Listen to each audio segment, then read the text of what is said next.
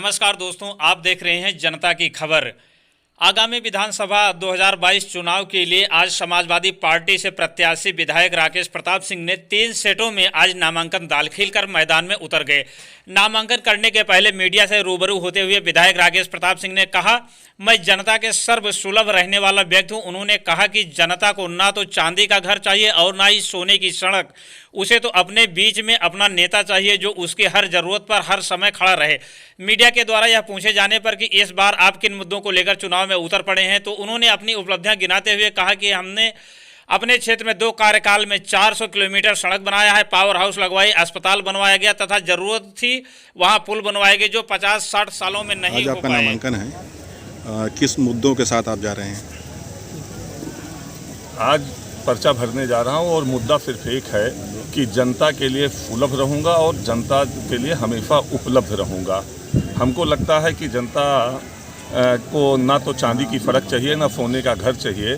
जब वो दुख तकलीफ में हो तो उसके दरवाजे पर पहुंच के उसके आंसू को पोंछा जाए और उसके चेहरे पे मुस्कान लाने का काम किया जाए।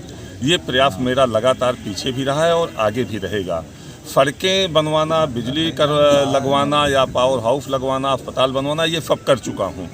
पुल बनवाना, जितने भी पुलों की ज़रूरत थी मेरी विधानसभा में सब बन गए हैं। जहाँ पावर हाउस की ज़रूरत थी बन गए हैं। जहाँ 1-2 जगह और कमी रह गई थी वो भी प्रस्तावित है, सर्वे हो गया है, उनका भी काम शुरू होने जा रहा है।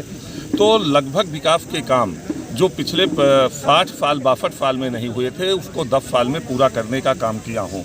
बड़े बड़े सपने लोग दिखाए थे, लेकिन ये गौरीगंज विधानसभा में तो नहीं था, लेकिन जगदीशपुर विधानसभा में एक गाजनपुर था जहां प्रधानमंत्री, मुख्यमंत्री और प्रधानमंत्री बनाने वाले लोग बाढ़ में नदी पे नाव पे घूमते थे और एक पुल का आश्वासन देके चले आते थे, लेकिन एक ईंटा तक वहां नहीं रखवा पाए। उस पुल को 22 महीने में बनवा के और जनता को भले सुल्तानी जो 2 भागों में बटी थी उसको जोड़ने का काम किया।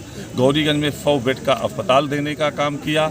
120 केवीए का पावर हाउस, 220 केवीए का पावर हाउस, 633/11 का पावर हाउस, 6-7 पीएफसी, सीएफसी, इस तरह से लगातार जनता का विकास किया हूँ और लगभग 400 किलोमीटर नई सड़कों का निर्माण किया गया है। 3 सड़कों का चौड़ीकरण और सुंदरीकरण किया गया है।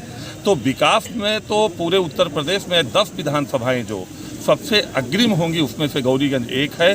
लेकिन मैं दावे के साथ ये कह सकता हूँ कि 403 विधायक उत्तर प्रदेश में होते हैं। जितना मैं जनता के लिए सुलभ और उपलब्ध रहता हूँ कोई दूसरा नहीं रहता होगा, ये मैं भरोसे के साथ कह सकता हूँ। भैया, क्या लगता है कि आपकी लड़ाई आपके क्षेत्र में किससे होगी, कौन सी पार्टी से?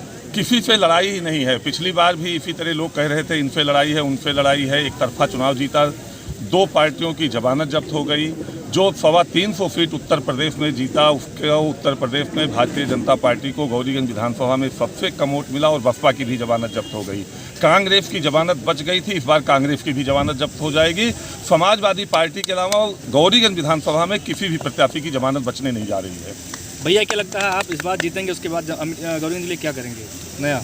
जो भी जनता की आवश्यकता होगी उसको सब करूंगा। उसके लिए चाहे सड़क पे लड़ना पड़े, चाहे सदन में लड़ना पड़े और चाहे जेल जाना पड़े।